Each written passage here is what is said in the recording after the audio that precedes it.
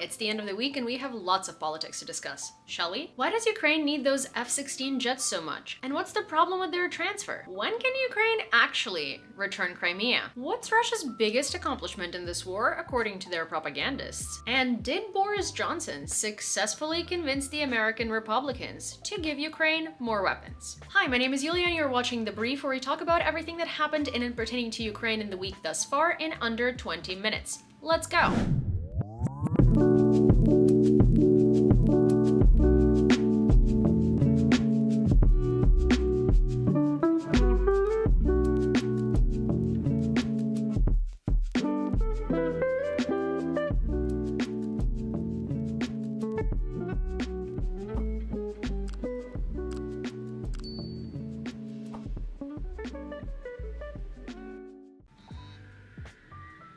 Modern war is fought not only on the ground, but also in the air, and that's why Ukraine really needs those F16 Falcon Jets. They're recognized as one of the best combat aircraft in the world, and they would give Ukraine a significant advantage. Russia is very well known for its air force, and while they recently admitted that most of their air force commanders and actually trained personnel have been taken out in Ukraine in the beginning of the full-scale invasion, they still have lots of MiGs to use. And that's how they bomb a lot of Ukrainian cities. Ukraine is not going to be able to receive air superiority unless we receive superior aircraft, which is F-16s. Last month, the defense minister of Ukraine, Alexei Reznikov, said that the next Ramstein conference, scheduled for mid-February, is going to be concentrated around air superiority. So everybody immediately assumed that Ukraine is going to be getting fighter jets. But then, when asked by a journalist last week, President Joe Biden said no to a question of whether he would consider transferring aircraft to Ukraine. And apparently that caused severe discontent in the Pentagon, because the US Defense Ministry advocates to increase support for Kyiv. But many think that it's just a stop in the typical bureaucratic process, because if you remember, every single transfer of modern weapons has gone through a no stage at some point. At first it was HIMARS, Javelin, tanks, long-range missiles, etc. And now we just recently got an approval for 150-kilometer range missiles. So Biden might just be playing the regular game of trying not to escalate in Russia's eyes. Or another one, and that's a bit of a conspiracy here. But what if Biden and the rest of the world leaders that we're going to discuss in a second are only saying no to the transfer to confuse Russia and catch it off guard for the spring offensive? What do you think? Is it possible? For instance, Scholz, German Bundeskanzler, criticized politicians who called on the transfer of fighter jets. According to Der Spiegel, during a press conference in Chile, Bundeskanzler called the statements of his colleagues ridiculous. The issue needs serious discussions, not a competition in which internal political motives come to the fore, not support for Ukraine. Meanwhile, the Prime Minister of Poland, Mateusz Morawiecki, said that Poland would be happy to supply Ukraine with F-16s as long as it's under observation of NATO and as long as other partners approve of such transfer. So let's hope that Poland now organizes a jet coalition, just like they did with the tanks. And American diplomat Michael McFaul thinks that Ukraine can indeed receive the jets if it promises not to strike on the territory of Russia. Not the occupied territories, those are not Russia. Actual territories of Russia. Every time that the US says that, it kind of baffles me, because Ukraine has no reason to strike the territory of Russia like that. If we were to try and take out ammo depots or strategically important objects of infrastructure for military, we would do that with drones. It's simply not reasonable to use aircraft because it's easily spotted by Russian air defense and can be taken down by missiles, while drones are much more efficient, so there isn't even a question of attacking Russian military facilities with the jets. But alas, here is what Michael McFaul stated in the column for Foreign Affairs. Sooner or later, the Air Force of Ukraine will have to switch from Soviet or Russian-made aircraft to American fighters. In exchange for receiving fighter jets, President of Ukraine Volodymyr Zelensky can sign a legally binding agreement not to use them to strike targets on the territory of Russia. They say this all the time, honestly. Every time they say that, oh, Ukraine can just get this if they promise not to strike Russia. One, we wouldn't use aircraft to strike Russia. Two, sometimes it is necessary to strike Russia in order to prevent more deaths in Ukraine and in order to gain military advantage. It's necessary to strike their military infrastructure. And again, I will repeat myself. Striking the territory of Russia is not escalating. It's de-escalating their military potential. And Boris Johnson seems to agree with me. Boris Johnson seems to always agree with me, and I don't know how I feel about that, to be honest. Give Ukraine the means to finish the job. Give them long-range artillery systems. Give them tanks. Give them planes, because they have a plan of what to do. The faster the Ukrainians win, the faster the world economy will recover. Hey, just me popping in here to quickly remind you to give this video a like, chat with me in the comments, to subscribe to my channel, and to turn on all of your notifications. And you know that I'm gonna be so grateful. And so will the algorithm. Well, I can't believe how often I've said this in the past year and this year, but thank you, Bojo. I really appreciate your support, and so do most Ukrainians, and you do seem to be talking lots of sense when it's on the topic of Ukraine. Speaking of which, while Russia's online trolls want to make you believe that the Bakhmut offensive is going swimmingly for the RF, Volodymyr Zelensky begs to differ. In some of its wars, Russia as a whole lost fewer people than it lost under Bakhmut. Bakhmut, Vuhledar, and other directions in the Donetsk region are subject to constant Russian assaults. The situation is very difficult, but every stopped step of the enemy is dozens of stopped steps in other directions. I thank all of our units and every soldier personally, who no matter what maintains positions and repels enemy assaults in Donetsk region. So here's the deal. Yes, Bakhmut is mostly ruined. Yes, it is incredibly difficult to hold it, and yes, Ukraine might give it up. But that by no means means defeat if you understand anything about military strategy. Because Russia is losing so many servicemen, and they don't care for losing those bodies. They send them there specifically to die. But that in turn weakens their potential. And at the end of the day, let's say Russians take Bakhmut. What are they taking? Just territory with no buildings, no people, no infrastructure? It's a desert, unfortunately, and they made it be so. So at the end of the day, our mission there is completed because we did take down a lot of Russian military potential in that city. Besides, the more decisive cities are Melitopol and Berdyansk and Mariupol, on the way to the ultimate key point and the decisive battle of this war, Crimea. General Ben Hodges gave an interview to The Insider this week and said this: "The Ukrainian government knows that it cannot agree to Russia retaining control over the peninsula. In the coming months, Ukraine will create the conditions for the possible liberation of Crimea. Kyiv will never be safe and will never be able to rebuild its economy as long as Russia holds Crimea. And as long as Russia does hold Crimea, Ukraine will never be able to breathe out and feel safe, because the Russian fleet is in Crimea. Russia is using it as a major military supply route. And it's also a matter of principle and a matter of liberating the Crimean Tatars that have been suffering so much under the Russian regime for about the 5th time in history. And our desire to fight for Crimea and return it as soon as possible is only fueled by statements like those of Zoran Milanovic, the Croatian president, who, for some reason, with absolutely no facts to back that, said that Crimea will never be Ukrainian again. He's known for his very active pro-Russian stance and also holds a belief that allegedly the West, the demon West, took Kosovo from Serbia. Yeah, that guy. We annexed Kosovo. We and the international community. It was taken from Serbia. Who did but us? Didn't we recognize Kosovo? This is not annexation, but usurpation. The same applies to Crimea. Crimea will never be Ukraine again. And he backed that opinion by citing anonymous, unknown, and most likely inexistent. Some German generals that apparently believe that Crimea is lost forever. Yeah, that is a very reasonable take, citing very, very real people. Meanwhile, Kirill Budanov says that Ukraine has a plan to actually return Crimea by the summer of 2023. And after that happens, Ukraine must systematically weaken Russia by joining EU and NATO, as that's the only way that it's possible. I have to agree with him. A lot of people see it as like one and done. Ukraine returns its territories, Russia retreats, and everybody lives happily ever after.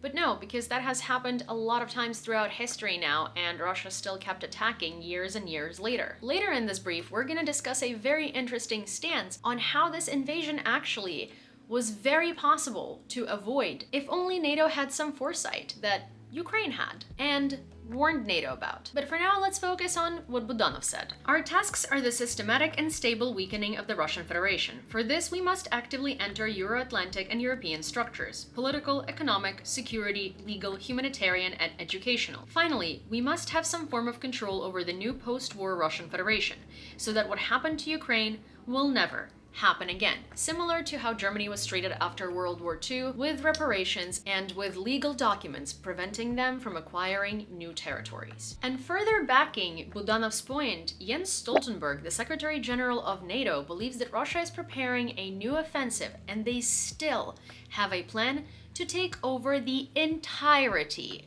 of Ukraine. And truly, Russia's capacity to keep attacking Ukraine really boils down to holding Crimea. The former director of the CIA has something to say about that. Russia will depend on the bridge across the Kerch Strait for supplies to Crimea. If the Ukrainians manage to demolish the bridge, or part of it again, Russia will be left to rely only on ferries. And then it will be necessary to deprive Russia of this opportunity as well. If Ukraine can completely isolate Crimea and have high-precision ammunition with a longer range, it'll be able to start shelling the headquarters of the Black Sea Fleet, various air bases, various seaports, and everything else, and then at some point enter the territory of Crimea. Realistically, what's going to end up happening is Ukraine will indeed have to enter Crimea militarily, but not in the way you think. Ukraine will have to cut all of Russia's supplies to Crimea and basically surround them, because then they're going to be backed into the corner on the island with no possibility of reinforcements. A lot of people do believe that Ukraine can just weaken Russia in all other directions and then diplomatically return Crimea, but there is a very little chance of that happening based on how much Russians want to keep it. And the possibility of the scenario described by him is more than likely going to be able to happen now that we're getting the GLSDB missiles that are able to strike through the whole territory of Crimea and at the border with Russia. So really get into those rare positions. That's what she said. That's what she said. That's what she said. Good one. And that seems like not the only problem that Russians are going to face on their occupied territories. And while the armed forces of Ukraine were able to mostly successfully counter the enemy attacks this winter, winter warfare is incredibly difficult. And I invite you to watch this clip by United24 to give you an insight into just how harrowing the conditions are. How does the weather influence combat? In winter, people have to wear 5 layers of clothes, and even the most powerful equipment fails due to the frost. This winter, the temperature around Bakhmut, which hosts the fiercest fights, was dropping to minus 15 Celsius. Ви знаєте, що на Донбасі зимою може бути холодніше, ніж на Вернадському, я вам чесно скажу. Тут досить такий клімат континентальний, і тут морози ще в тих відкритих ділянках степової частини можуть бути набагато холодніше, ніж саме на Вернадському. Ми не говоримо про всю Антарктиду. Nonetheless, frost is not the worst type of weather on the front lines. According to Ukrainian fighters, the worst temperature is 0 or plus 1 Celsius when the snow starts melting. This creates a mash where everything except for tracked machinery gets stuck. And unfortunately, we're going to have to end the briefing on Ukraine on a terrible note. Russia conducted massive missile strikes on Kharkiv and Kramatorsk this week. And here is a video of what people in Kharkiv had to experience that night. Газ, поэтому сейчас будем делать все ночь таким образом, чтобы остальные подъезды переключить на теплоснабжение, чтобы у людей в других подъездах было тепло. С утра мы будем убирать все, ну и потом смотреть, какие разрешения и какая экспертная оценка будет, чтобы восстанавливать. Meanwhile, in Kramatorsk, a shell was fired at a residential building in the city center, and this information is still being updated. There are 7 wounded and 2 dead, and the building was struck so much that half of it is quite literally missing. And this is the Russian world, in which, and I quote, they don't care about the tribunal for their war crimes committed in Ukraine. The Vice Speaker of the Russian State Duma fired back at the experts and presenters of video evidence of such crimes occurring with provocative statements, and pretty much alluded that there is no evidence and there were no war crimes in Ukraine. What else could we expect from Russia? So those missile strikes that I was just talking about don't count? Where you just hit a residential building for no reason and killed 2 civilians and probably still counting? Yeah, totally not a war crime, just a normal thing. Just another day in Russia. I mean, when you do it that often, it might become a normal thing. Maybe this occurrence at the St. Petersburg Hermitage Museum will shake up their memory about the war crimes a little bit. Some hackers, unknown and probably done remotely, displayed plethora of war crimes committed by the Russian Federation in Bucha on the TV screens at the Hermitage Museum in St. Petersburg for all of its visitors to see. Not that that has ever proven to convince any Russians of anything, but still a bold move. The museum administration swiftly contacted the police, but as I earlier mentioned, it was a hack attack, so it's not like you could arrest anyone, and most likely no one will ever be able to trace it back to an entity or a person. But here's a piece Russians are guaranteed to believe. Their propagandists on TV said that Russia has succeeded in stopping the biological weapons operation that the United States was planning on conducting in Ukraine. And according to that same man, poor Pentagon is now transferring all of its unfinished research to the states of Central Asia and Eastern Europe. So my bet is you're next to be denazified. That's how it works with Russia. Just make sure that, you eradicate all pigeons so Russia can't claim that they're nuclear. And to continue their operations in cleaning up Ukraine from the bionuclear weapon pigeon robot soldier programs, Wagner PMC posted an ad aimed at Americans to recruit them to fight for Russia on the territory of Ukraine. I present to you this masterpiece with a heavy heart, of course, because it's so effective that some of you might even join. I'm just kidding. It's, you know what, take a look. You were a hero to your country, giving your best years in the army. You dreamed of defeating evil. You dreamed of doing much to make America great again.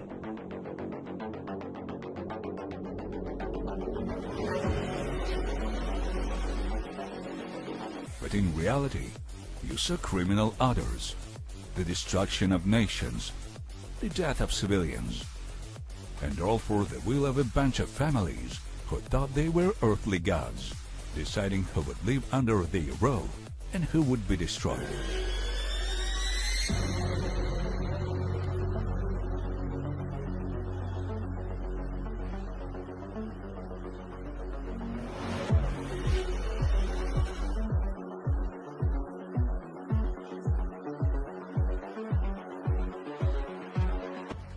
You began to realize that this is the side of evil.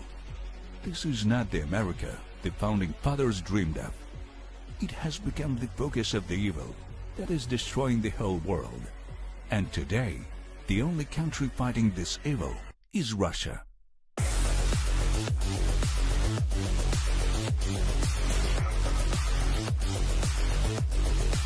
If you're a true patriot of the very future great America, join the ranks of the warriors of Russia. Help defeat evil, or it will be too late for everyone.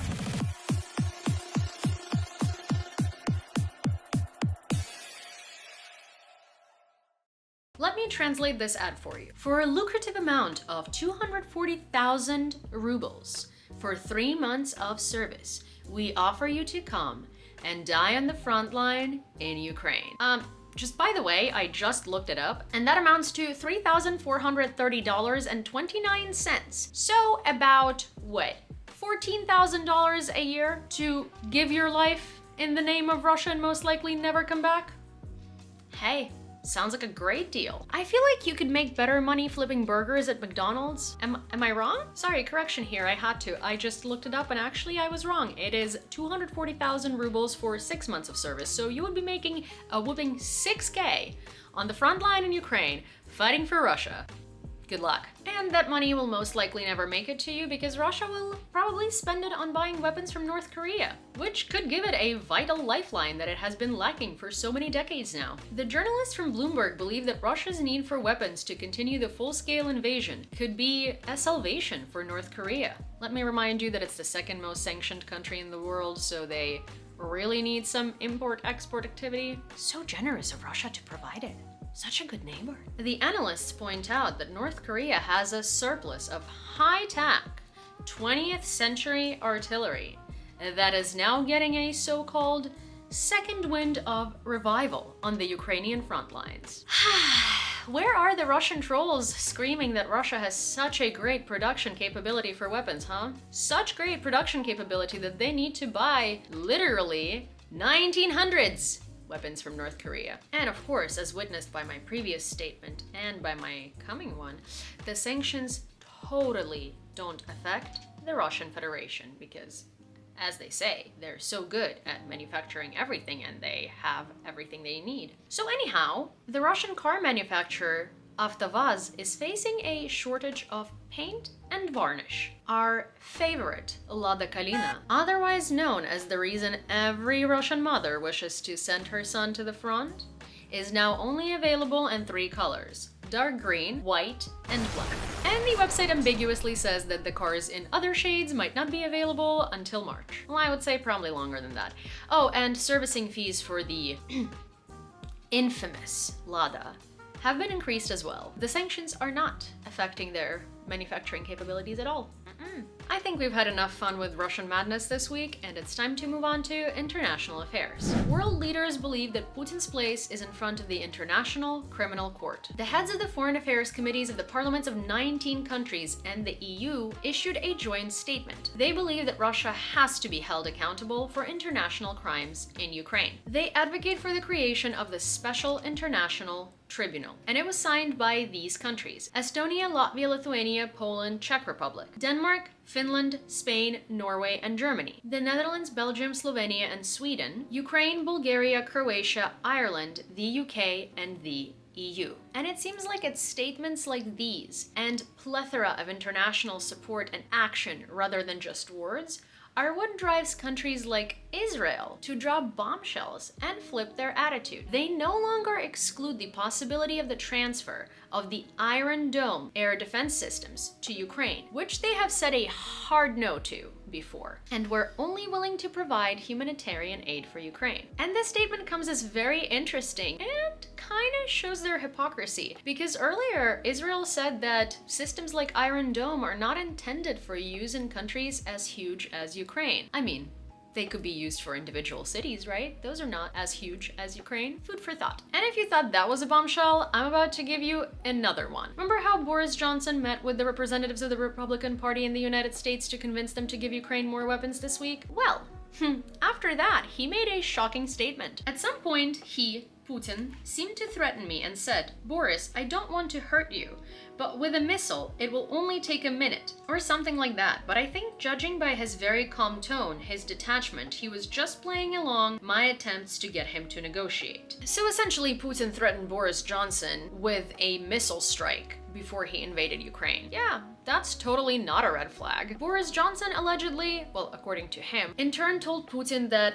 a war against Ukraine would lead to a complete disaster, to sanctions from EU and NATO, and to a larger presence of NATO troops at the borders of Russian Federation, which supposedly was something that prompted Russia to invade Ukraine anyway, because, you know, they didn't want NATO to expand, and now Sweden and Finland is becoming part of NATO, and Russia actually released an official statement saying that they have no problem with that. So correct me if I'm wrong. The math here, it ain't mathing. And then Boris added that he thinks that the decisive role in Russia attacking Ukraine was played by the ambiguous policy about Ukraine's accession to NATO. And I have to agree with him. He believes that if we had been bold enough and consistent enough to bring Ukraine into NATO, if we really meant what we said, then this total disaster could have been avoided. And genuinely, that is one of the healthiest assessments that I've heard, and I hate to admit that it's coming from Boris Johnson. Russia would never dare attack NATO, as it knows that it absolutely can't hold its ground against it. Had all of NATO's available technology been used in the warfare in Ukraine right now, Russia would have been defeated a long time ago. And hey, the reason Finland and Sweden are even joining NATO is because they too are scared that Russia might want to attack them, and they know that if they join, Russia won't.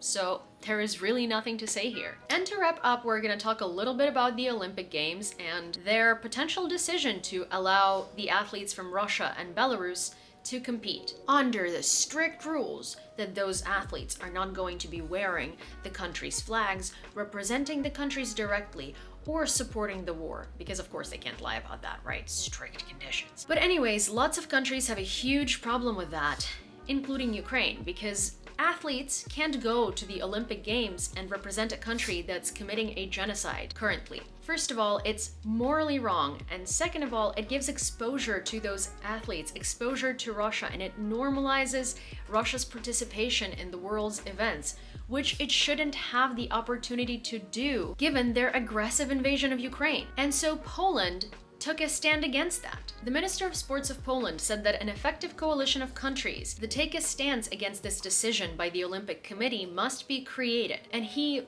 would like to think that more countries than just Poland would want to join. And he's right. Latvia immediately issued an official statement saying that they will not participate in the Olympic Games if Belarus and Russia are allowed to. Latvia's position is this: if these games were held now and athletes from Russia and Belarus took part in them, I think that the Latvian national team would not go to these games.